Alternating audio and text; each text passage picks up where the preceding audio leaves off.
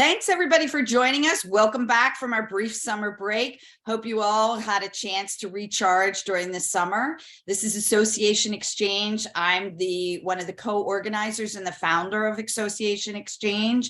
And before we welcome our speakers for today, I did want to mention that we have our October program set, and it's going to be on how sponsorships have changed and why that's a good thing for associations. That will be on Wednesday, October 19th at 12 noon and feature Bruce Rosenthal of Bruce Rosenthal Associates. And let me introduce our speaker today. We have today with us Peggy Hoffman of Mariner Management. And Peggy is the expert in volunteer engagement. I've heard Peggy speak at the leadership retreat probably about 3 or 4 years ago. She was awesome. Also with us today to help with Q&A is Christine Metter. And I'm going to turn it over to Peggy if you want to introduce yourself a little bit more, tell us a little bit about your background before we jump into the session. That would be great. Please feel free to use the chat function and put your questions in there as well, and we'll have a chance for Q&A at the end of the session. Again, thanks for joining us, and I'll turn it over to Peggy. Great, thank you. I really appreciate this opportunity to be with all of you and talk about something that I'm super excited about. Mariner is an association management company. We're home, to this day and age, we're home to one wonderful organization, the Maryland Recycling Network. So my other part of my passion is how are we being sustainable? I won't go into that, although there is a crossover here, because part of what we found, frankly, in the volunteer space is that we have to actually think a little bit more about keeping our volunteering sustainable. So it's my pleasure to bring the experience we have as being the home of an association, as well as working with more than 200 associations over our 20-year history on issues around chapters and volunteerism. Today, we're going to actually talk a little bit about what we know, and I'm going to highlight, though, what we don't know about our volunteers, because I would say to you that what we don't know is actually one of the big weaknesses that associations are struggling with right now.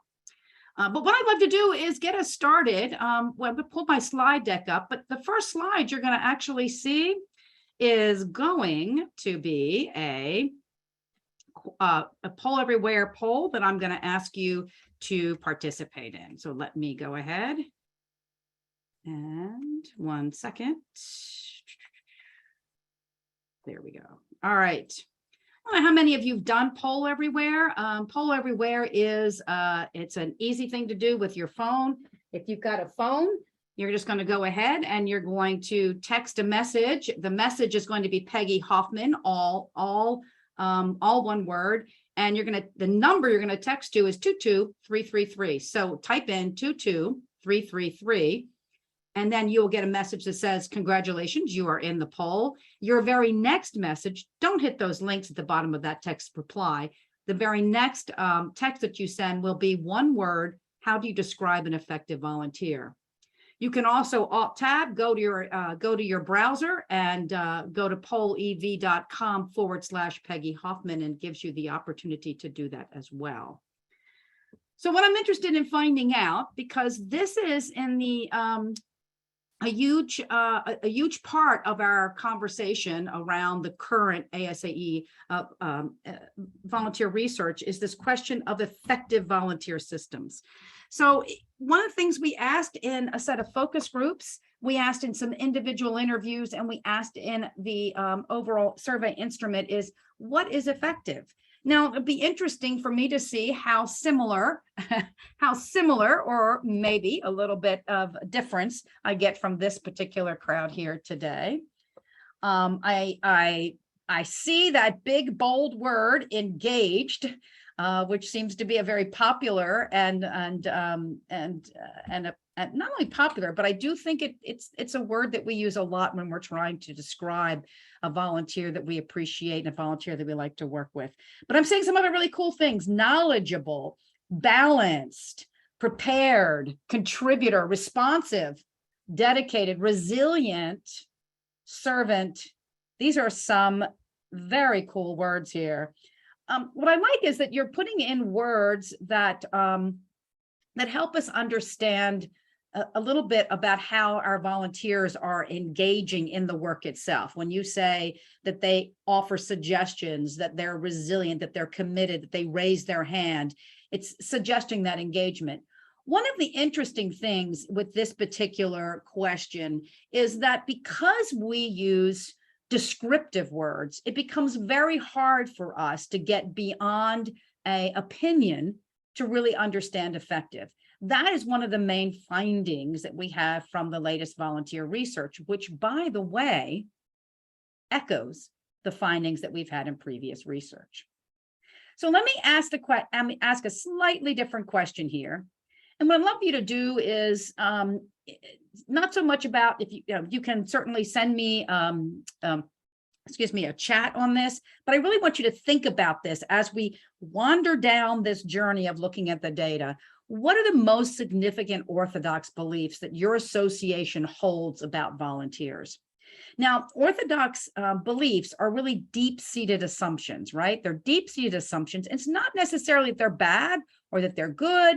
It's the very fact that we don't sway from them. And sometimes that's what keeps us from innovating. So there are considerable orthodoxy around today's volunteers.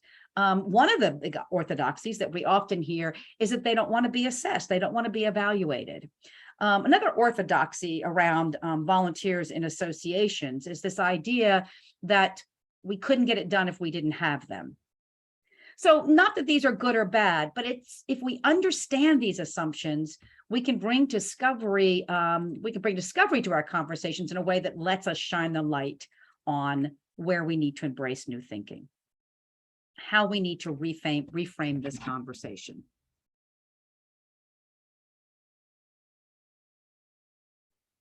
As I get ready to talk a little bit what the data says to us, I'd like to have this quick note to you all that what I'm going to be digging into here is this idea of is this research that comes from the ASAE Research Foundation. And there's a wonderful continuum of research that we have now to really dive into. The latest research, which will be coming out next month, is going to be not an end to this, but it's going to give us more clarity around this. Now, I started all of this by saying, and part of what this latest research is doing in this continuum is acknowledging that what we don't know about volunteers may be one of the most critical missing elements in our associations. So while we spend time exploring who our members are and a real rigorous process for hiring staff, for example, we are blindly, though maybe not willingly, ceding responsibilities and key decisions to a group of people, aka volunteers, that we know a great deal less about. About 20 to 25% of our work is actually done by volunteers. Now, is that really bad? Well, associations have been sort of ambling along for a century, not really understanding if their volunteers are effective or what they're doing, or are they getting the best people in the best seats. So you could argue that it really isn't, but you can no longer argue that, I maintain, since the pandemic, because that's when many of the weaker spots in our association cracks really began to enlarge. And one of the biggest cracks that we had there that we've been kind of just stepping over, if you will, is our volunteer programs. From the board unable to make a quick, effective decision in this time of pandemic, I would even say a board that didn't make really good decisions before the pandemic, to the volunteers that had to retreat, leaving work undone, to the chapters, many of whom are absolutely just hanging on to a thread. I think we can all see that there's a real urgency of integrating effective volunteer systems into our organizations. Now, all of that aside, let's look at the sensitivity that we've got. We've got a renewed understanding, a renewed urgency around the DEA and I conversation. We can't address that without it also being addressed in our governance and being addressed in our volunteer system. So I really feel that we have a serious urgency that's in front of us. And fortunately, the research is giving us some clues about that. So I spoke about the continuum. So let me just start real quickly with the continuum and say to you that it's really started the journey, the decision to volunteer. We learned pro-social, we learned the triggers for volunteering. The triggers for volunteering are about doing something meaningful, doing something that's meaningful to me, right? It's a little bit of me, it's a little bit of there, but it's that wonderful balance. And if I don't have that pro-social balance, it's hard for me to say yes. But at the end of the day, it's because you're asking me to do something that is meaningful and you're asking me to do it, not a call for volunteers, but asking me. Then in 2017, we said, well, what makes it mutually beneficial? Like we looked at just the volunteer side. Now let's look at the volunteer and the association side. This is where we really, in a huge survey, we had over 1,000 associations. We had 25,000 volunteers responding. 20 to 25% of our labor pool comes from the volunteers. For a number of associations I've talked to, it's even more than that.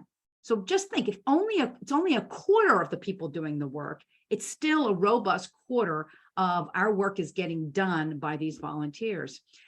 But two other important findings here. First is it takes a system. You can't get to mutually beneficial if you don't have a system in place. More on that with the latest survey. And secondly, we knew then that there were cracks in the systems and our volunteers agreed. So what's happened since 2017?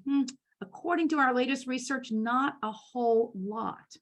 But in the intervening years, in 2019, part of the Foresight drivers took a look at the volunteer, and they again kind of shook the tree there, and they told us that it's critical that we modernize our systems in order to provide more flexible, project-focused models and purpose-oriented approach. Now, if you haven't gotten these three research, I'm just going to urge you to go ahead and invest in the Foresight drivers, invest in reading the mutually beneficial, and invest in the decision to volunteer. The mutually beneficial is, by the way, as an ASA member, it is a free download. Now, all of these are important for us to know because they give us both a historical as well as a forward-looking forward-looking vision of volunteerism.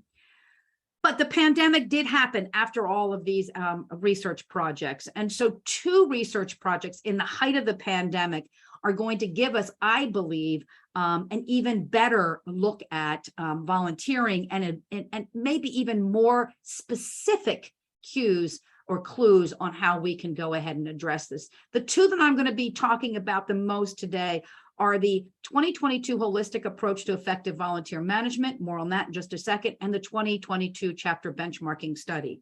The first is an ASAE foundation. The second is a Bill Highway Mariner product. So why would I marry these?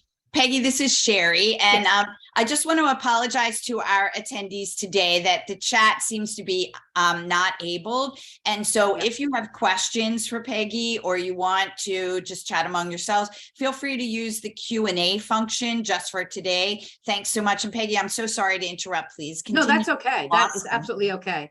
And I know that I was hoping that I was trying to figure out what was going on. So thank you.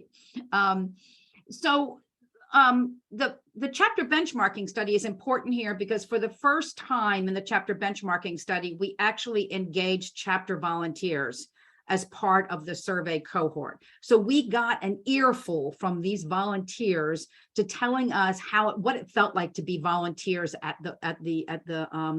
on the ground, if you will, in our components, our chapters, our affiliates, our sections, our councils at the local level.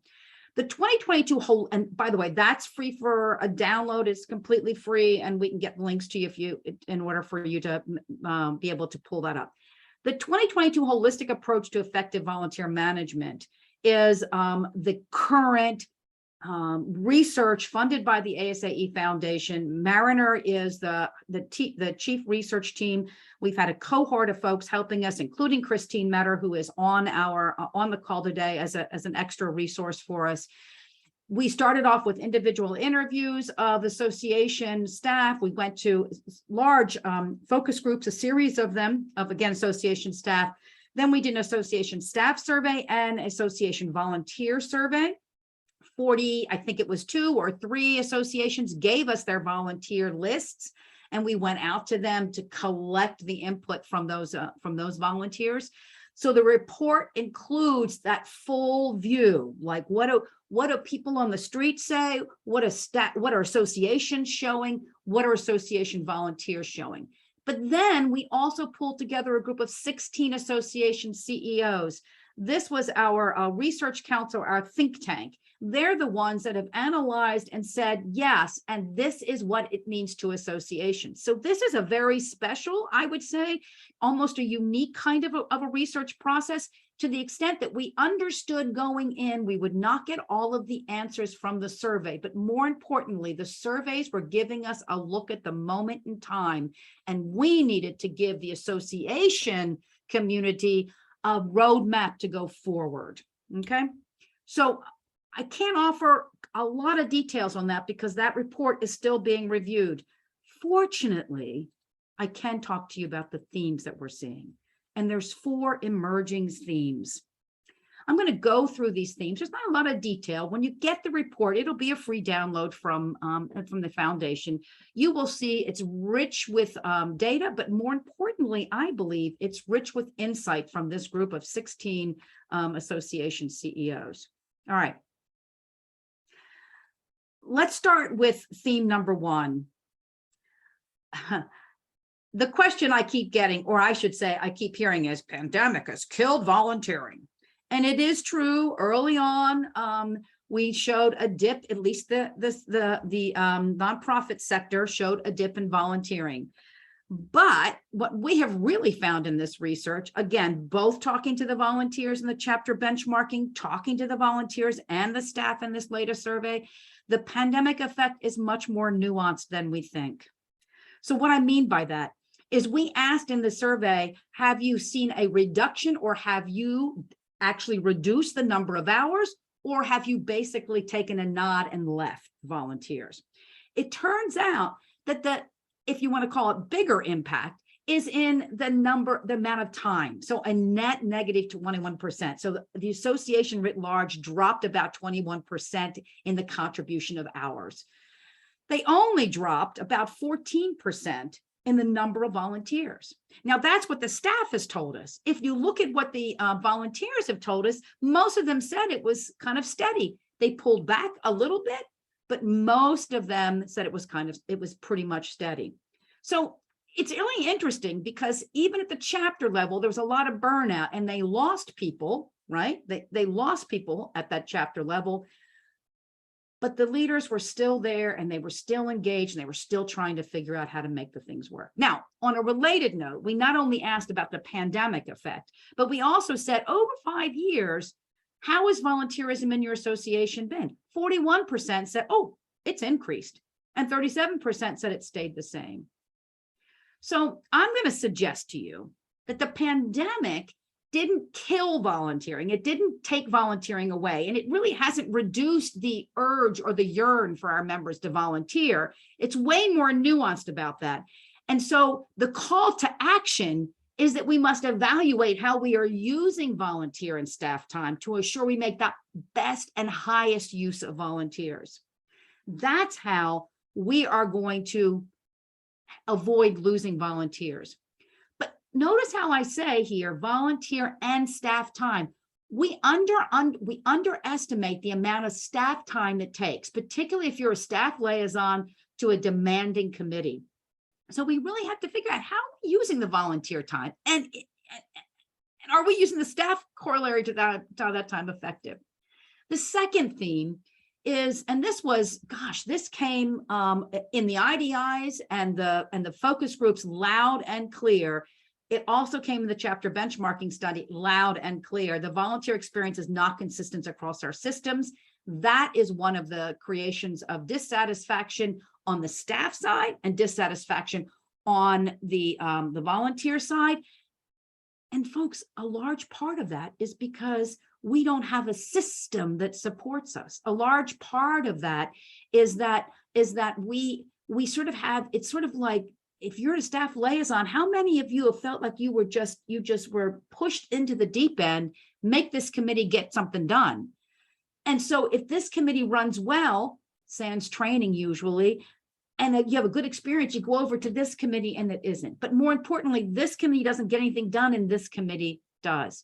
So that inconsistency in the volunteer experience has an impact on the satisfaction of both the organization and the satisfaction of the volunteers. So what do? Well, I think it's kind of simple. We centralize the volunteer strategy, the processes, and all those pieces, and we train across the system on the system. Now, what does that mean? Well, right now, I've worked with a number of associations doing some staff liaison training, and I'll ask the staff liaisons to please give me their orientation decks. This one says X about organization. This one says X about organization. And so you get cross training, and it's also not only train to your role, but train how the system works together. That way you're bringing the culture into alignment. Okay, I use that training word, and I got to bring it up as the third theme here. Training, both the lack of and the focus that we have for training is a glaring weakness. Now, this is a glaring weakness. I would say it's a glaring weakness on all parties. There's no volunteer system that is perfect. And we saw that. We saw that in 2017. We saw that in 2022. Association staff evaluate their programs sort of all over the board. But one of the weaknesses that can really support creating that consistency and creating a more high functioning volunteer system is going to be the training. And it's a common weakness that staff said, a common weakness that volunteers said. And one of the ways they articulated it, so see if this fits you, is that that many associations reported, more than 50%, that they have to accept some volunteers who are not as committed or qualified for the role. And the other thing is that one of the most important things that a system has to do for a volunteer, so says a volunteer, is the job has to be right, and I have to feel like I can handle that job. So what we really need to do is focus on the volunteer training. And we also need to focus on the staff liaison training. One of the outcomes that we've had in this process is a real understanding of the impact of the untrained staff liaison, even when you have a trained trained volunteer. So, and by the way, the benchmarking report basically helped highlight this, because they found that the relationship to how much training was being offered did not impact how effective the chapter system was. In other words, I'm throwing training over here, and that's why I said lack of focus. I'm throwing training over here just to say I got the training done, but we're not doing the right training. So there's that mismatch. The answer is really in a more comprehensive approach. The answer is us investing in a training for volunteers and staff. Now, Christine Metter and I worked with a group of association pros about a year and a half ago. We mapped out a process that dovetails with the adult learning journey mapping process. Applying it to volunteer learners, we laid out a volunteer pathway, a volunteer competencies matrix, and then looked about how that can help support the issues of the undercommitted and the underqualified volunteer by getting training based on volunteer motivations and volunteer needs, being very supportive, really, of the volunteer journey in a way that allows you to make sure that the volunteers themselves will also invest in that. That is also a downloadable toolkit for you, and we can share that link with you. Essentially, what we're talking about here is if you invest in training, you're going to do it the same way that you've done with your career path for your profession, right? And the beautiful thing about doing that is you're going to find an intersection. So what you're building to sell to your members through your professional development track is actually be part and parcel of what the volunteer needs. So now you're building your acumen of your volunteers at the same time you're creating a real value proposition for your members. Tie these things together. All right, the final theme, and I know we're almost to the bottom of the hour, so let me give a final theme, and then we have an opportunity to have some questions. But I like to call this the elephant in the room, and it's the question of volunteer effectiveness, the one that we started this very good conversation with. Okay, so we don't know if volunteers are effective. We did a great job at the beginning of this of talking about the characteristics of an effective volunteer. Most of those are not measurable, right? So essentially what is happening with us is that we're basing our assessments on opinions, not on data. The one assessment that maybe we do more of is when we're talking about diversity, equity, inclusion, and access, but that's about it. Most of us don't know if our volunteers are really moving the needle. What we've done, the best that we've done, based on what associations tell us, is we do what I call the checklist kind of an assessment. Did they show up how many times? Did they contribute how many times? Did the goals of the group get done? And most of the goals of the group are things like give us advice or get this journal out. It's not, did the journal actually achieve its learning or information dissemination goals, right? It's did it get out? So what we're doing is a checklist approach. That was very much the case of the chapter benchmarking. Those of you that have components, we could do a whole conversation on the really powerful insight from the chapter benchmarking study, but we're really tied to checklists there that don't have anything to do with measurable outcomes. So it is true that this whole question is also, there's a quandary baked in. Volunteers overall say they're largely satisfied and doing a good job. Association staffs largely say they have slightly lower effective ratings. Not, I shouldn't say it that way. They have lower, they rate their volunteer systems less effectively. Now, it makes sense. You're going to think about, well, the one's looking at it from how satisfied am I? The other one's looking at, did we get the work done? But at the bottom line, this was a finding from 2017, and we've seen that it's still an imperative theme coming out of this research, is that essentially it's hard to know what's effective if we haven't defined effective up front and we haven't defined it in measurable terms. So to me, the action is define the success in measurable terms and then assess it. One of the orthodoxies that we have for our volunteers is they don't want to be assessed. And that doesn't play out. It's particularly in 2017, that did not play out. Getting feedback that helped them improve performance and prove their process was important. And so I would say that this is a call to action.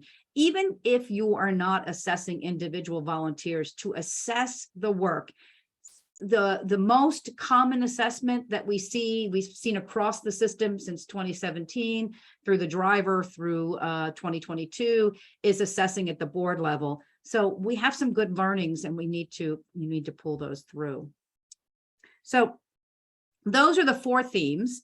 If I recap them real quickly for you, it really starts with this idea of understanding that the pandemic has had a nuanced effect. It's about quality of time. It's about the amount of time folks are willing to give and have to give. It's around the fact that the volunteering is not consistent across our systems, and that's holding us back in terms of a mutually beneficial program. It's the training is our Achilles heel. I mean, it's an opportunity. It's like a low-hanging fruit. If we could actually build up the training, we could address a number of these other issues. And finally, until we really are willing to define effective and measure against it, we're going to be living in this big world of unknown. So anyway, where does all of this take? Well, I think the future of volunteerism lies in an overall theme that we've seen across all of these studies. And particularly you can apply this to at how we're working with our local components, or any of our components, whether they're national or local components. And that is, we need to have a system. The volunteer management system, which is showing on the screen right now, is an output of the 2017. We actually tested this in the 2022, so there'll be more coming out in the report on that, but basically it's robust. But more than that, all of the literature search, all of the analysis that we did in advance of going out to the association community, the C3 sector has long discovered that having a system in place is critical for us to be able to allow our volunteering to have the impact that we need it to have. The C3, I'm using that in a global sense, but think the charitable, not-for-profit, right? Organizations are the ones that have put systems in place and see their volunteer effectiveness as higher than what associations are committing to. So I believe that the future lies in us being able to say, this is a legitimate resource in our organizations. How are we going to fully engage, and how are we going to, reimagine that? So just a real quick last minute, and we'll get to some questions. You can go up to the ASCE Foundation page and you can find the mutually beneficial volunteerism for a download. Please go explore the Foresight work drivers. I've quoted specifically the volunteer driver here. The 22 chapter benchmarking report is a download from the Mariner Management website, as is the volunteer training strategy toolkit. Happy to provide any of these links that would be of use to all of you. And I'll just close my statement with, let's reimagine. Thank you for the time today. And Sherry, back over to you. We've got some time for some questions, and I haven't been doing the chat yet, but let's see what they got. Okay, so thank you so much, Peggy. This was awesome. I'd also like to add in a shameless plug for when you're training your staff and your volunteers. My company pretty much goes right up to the butts adjacent to what Peggy and Christine do. When you're training your members and your staff and your volunteers, make sure that you have messaging that dovetails with your mission, and that the staff and volunteers are trained to talk about your organization in the same way, because without that, everybody's talking a different way and you kind of muddle your brand. So that would be my add-on to there. And I'm going to turn it over to Diana Tucker, who was got Peggy as a speaker today. So thank you, Diana. She's part of the Association Xchange Planning Committee, and she's going to monitor some of the Q&A that we got. Again, my apologies for the disabled chat. If you have questions, feel free to type them in the Q&A box, which we are able to see. Thanks again for your participation, and we'll go right to the questions. Diana? Sure. So Peggy, Brian appreciates how you highlighted the importance of properly supporting a committee or a volunteer group. And so his question is twofold. One, is there any sort of framework that organizations can use to estimate the time required to support a committee? Or are there benchmarking metrics available to compare what we're doing against other industry peers? So love the question, and there's not an easy answer to that. But I will suggest this. First of all, what we have found is that it's going to vary based on the work of the committee, and you would naturally expect that, right? A committee that is more, and I'm gonna maybe throw a little bit off here. A group that is more strategic is going to require more time from a staff liaison. Why? Because there's got to be a lot more orientation, training, facilitation, support from the staff liaison. Whereas a group that is more advisory or technical, very often, if you're getting the right people, the heavy lift is going to be on the volunteers in terms of either talking or in terms of doing the work. So what we recommend, generally speaking, is you ought to benchmark within your own organization. You ought to really take a look at the components, at the different chapters, get a baseline, and then figure out the effectiveness of the activity coming out of that particular group, and then begin to track it. One other thing I would say is that we have found consistently that organizations that embrace technology and train their volunteers to use technology become more efficient in the work that they're getting.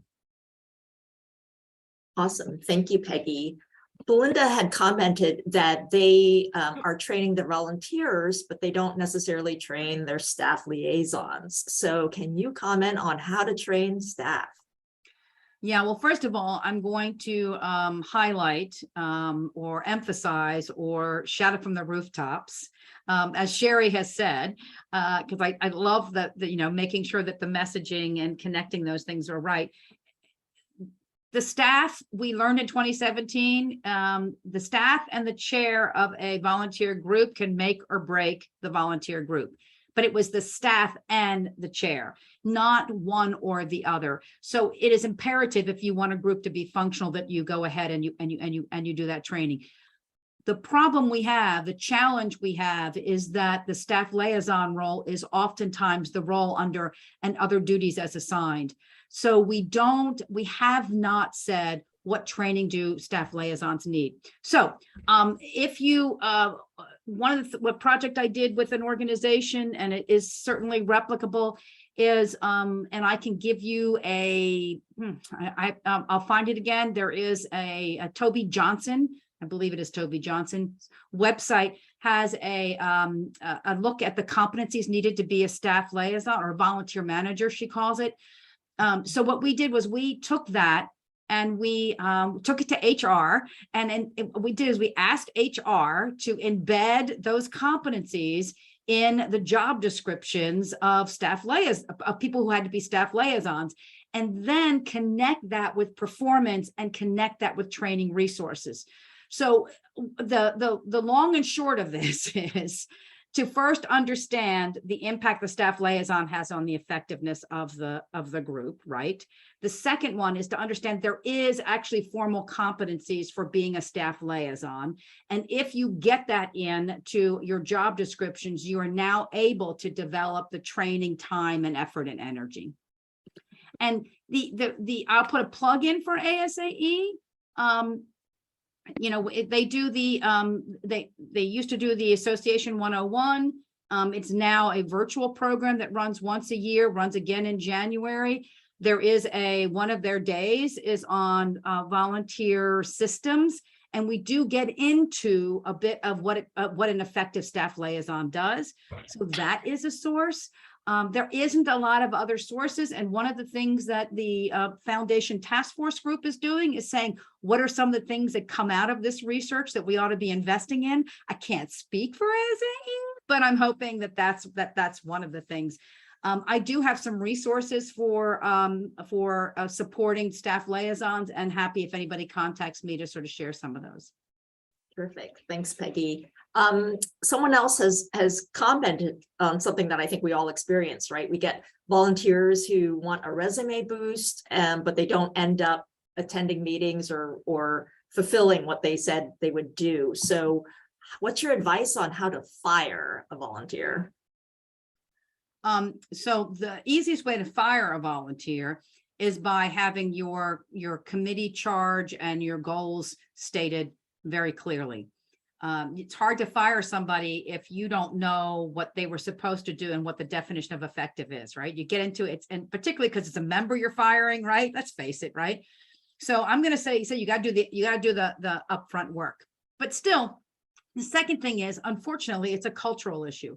If you allow freeloaders over here, then you have to allow freeloaders over here. So the organization itself has got to say, actually, if you sign up, we're going to give you a job description, and we're going to actually evaluate you against that job description. It could be a self-evaluation. It could be an informal evaluation, but we're going to hold you accountable to that.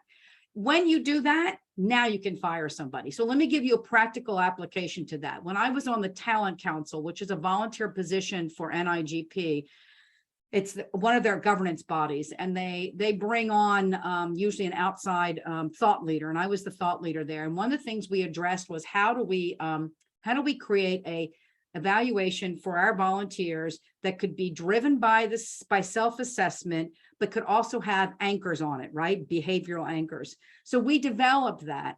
And one of the things we did is we had the volunteers do it. We had the volunteer chair do it. We had the volunteer liaison do it. And we really recommended it. And it's a cultural thing they're shifting, was that be done halfway through the year and at the end of the year. So we actually came to a place where we had a case where we had the staff liaison and the chair saying, this person's not showing up.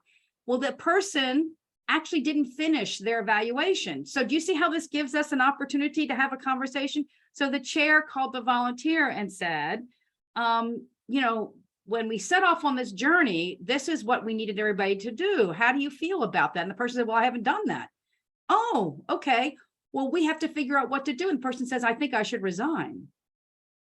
So what I'm suggesting to you is if you set things up, you can have conversations which are not as adversarial. All that aside, every staff liaison and every chair should have training on crucial conversations. And I like that you've continued to emphasize how important it is to have job descriptions and lay out those expectations up front. That's been pretty critical. And I would say, Diana, people say to me, oh, do I have to do a job description for every volunteer role? So here's the answer is not really. But there is a job definition for every role, right? And in one case, it's going to be this long because it has that much detail. Another one's going to be here. But if every volunteer signs a volunteer commitment, that's where you put a lot of this stuff in there too. So, be smart. I'm not asking you to go to do every detail down the road, but I am asking you to say this is a staff position. They just aren't getting paid. So how do we make it effective? So we have time for one more question. Diana, is there one more that you think is burning or would be relevant for everyone on? Sure. There's a question based off of a comment about, not being able to use the same people over and over and over. So how would you respond to recruiting more volunteers and getting them trained? Yeah. So we could do obviously a full discussion on recruiting, because it obviously dovetails completely with whatever your DEI and A strategy is. Essentially, though, what we're talking about when we're talking about recruiting volunteers is we're talking about not doing the standard call and just say, here are the committees that have an opening. We're talking about a year-round bringing people in to have conversations, to understand and keep the data in your database about their particular skills, their particular credentials, and how they want to get involved and how they can get involved. Because the number one way to get new volunteers in is personal ask. And you can't do a personal ask unless you've got a database to draw from. So if you don't want to use the same folks over and over again, you have to break that referral process right now, which is I ask you who you know, and then you ask a volunteer, who does that person know? Well, you're just circling around, right? As soon as you bake this in, it's not a promotion here, but a hierologic like volunteer thing that allows people to create a volunteer profile. That's kind of a template. Then what happens is you're filling a committee. You go and you do a selection and you find 100 people that match the committee description, and you go out to them and say, hey, have you ever thought about volunteering? We've got this role. It matches some things. Just like we recruit for staff. We just don't simply ask the people in the room who they know. Does that make sense? Absolutely. Absolutely. Great advice and counsel. Thanks so much, Peggy. Sherry? Yeah, Peggy, thank you so much for this program. It was really great. I'm actually going to suggest to our AXC, our Association Exchange volunteers, that we do a follow-up next year. And, as the research progresses, we might have some additional things to report, which would be great. Thanks, everybody, for joining us today. I hope to see you on October 19th, where we're going to be talking about meeting sponsorships. Have a great afternoon, all. Thanks. Thank you for having me.